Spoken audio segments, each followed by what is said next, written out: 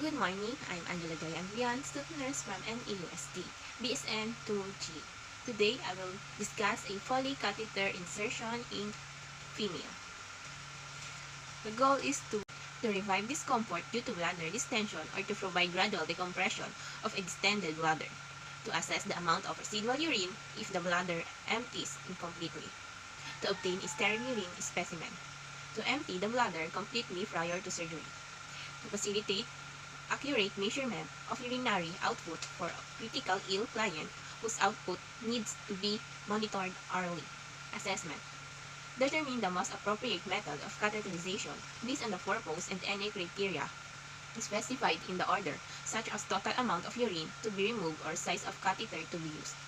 Use a straight catheter if only a one-time urine specimen is needed. If amount of residual urine is being measured, or if temporary decompression and emptying of the bladder is required. Use an indwelling and retention catheter if the bladder must remain empty. Intermittent catheterization is contraindicated, or continuous urine measurement and collection is needed. Assess the client's overall condition, determine if the client is able to participate and hold still during the procedure, and if the client can be positioned supine with head relatively flat. For female clients, determine if she can have knees bent and hips externally rotated. Determine when the client last voided or was last catheterized. If catheterization is being performed because the client has been unable to void, when possible, complete a bladder scan to assess the amount of uterine present in the bladder. Planning. Allow adequate time to perform the catheterization. Although the entire procedure can require as little as 15 minutes, severe source of difficulty could result in a much longer period of time. If possible, it should not be performed just prior to or after a meal. Some clients may feel uncomfortable being catheterized by nurses of the opposite gender. If this is the case, obtain the client permission. Also, consider whether agency policy require or encourage having a person of the client's same gender present for the procedure. Equipment, sterile catheter of appropriate size, catheterization kit or individual sterile items, sterile gloves, waterproof drip, antiseptic solution, cleansing balls, forceps, water-soluble lubricant, urine receptacle, specimen container. For an indwelling catheter, syringe refilled with a sterile water in amount specified by catheter manufacturer. Collection bag and tubing. 5 to 10 ml 2% dicyclocane gel or water-soluble lubricant for male urethral injection, if agency permits. Clean gloves, supply for performing perineal cleansing, bath blanket, or sheet for dripping the client. Adequate lining, obtain a flashlight or lamp if necessary. Implementation. Prior to performing the procedure, introduce self and verify the client's identity using agency protocol. Explain to the client what are you going to do and why if necessary, and how he or she can participate. Perform hand hygiene and observe appropriate infection control procedures. Provide for client privacy. Place the client in the appropriate position and drape all the areas except the perineum. A female supine with knee flex, feet about 2 feet apart, and hips slightly externally rotated if possible. If using a collecting bag and it is not contained within the catheterization kit, open the drainage package and place the end of the tubing within which. If agency policy permits, apply clean gloves and inject 10 to 15 ml silocaine gel into the urethra. Open the catheterization kit, place a waterproof drip under the buttocks in female or penis male without contaminating the center of the drape with your hands. Apply sterile gloves. Organize the remaining supplies. Saturate the cleansing balls with the antiseptic solution. Open the lubricant package. Remove the specimen container and place it nearby with the lid loosely on top. Attach the refill syringe to the indwelling catheter inflation hub. Apply agency policy regarding retesting of the balloon.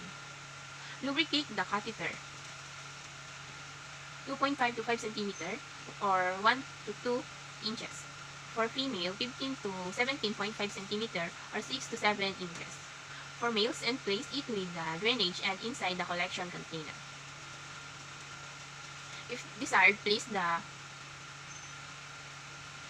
fenestrated drape over the perineum, exposing the urinary meatus. Cleanse the meatus. Note the non-dominant hand is considered contaminated. Once it touched the client's skin, movement, use your non-dominant hand to spread the labia so that the meatus is visible. Establish firm but gentle pressure on the labia. The antiseptic may make the tissue slippery, but the labia must not be allowed to return over the cleansed meatus. Note: location of the urethra meatus is best identified during the cleansing process. Pick up the cleansing ball with a forceps in your dominant hand and wipe one side of the labia majora. In an anti-posterior direction, use great care that wiping the client does not contaminate this sterile hand.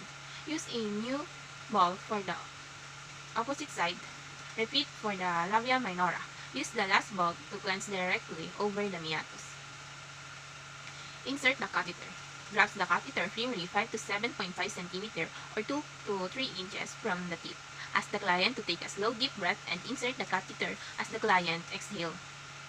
Site resistance is expected as the catheter passes through the splinter. If necessary, twist the catheter or hold pressure on the catheter until the splinter relaxes.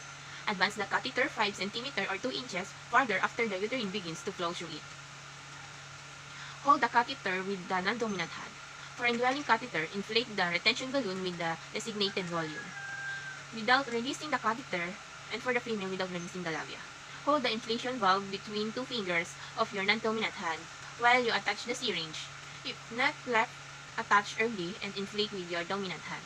If the clients complain of discomfort, immediately withdraw the instilled fluid. Advance the catheter further and attempt to inflate the balloon again. Pull gently on the catheter until resistance is felt to ensure that the balloon has inflated and to replace it in the trigone of the bladder. Collect urine specimen if needed. For a straight catheter, allow 20 to 30 ml to flow into the bottle without touching the catheter to the bottle. For indwelling catheter, pre-attached to a drainage bag, a specimen may be taken from the bag. This initial time only. Allow the straight catheter to continue draining into the urine receptacle. If necessary, attach the drainage end of an indwelling catheter to the collecting tubing and bag. Example: examine and measure the urine. To some cases, only 750 to 1000 ml of urine are to be drained from the bladder at one time. Check agency policy for further instruction if this should occur. Remove the straight catheter when the urine flow stops. For an indwelling catheter, secure the catheter tubing to the tight for female clients or the upper tight or lower abdomen for male clients with enough slack to allow usual movement. Wipe any remaining antiseptic or lubricant from the perineal area. Replace the foreskin if retouched earlier. Return the client to a comfortable position. Instruct the client on positioning and moving with the catheter in place.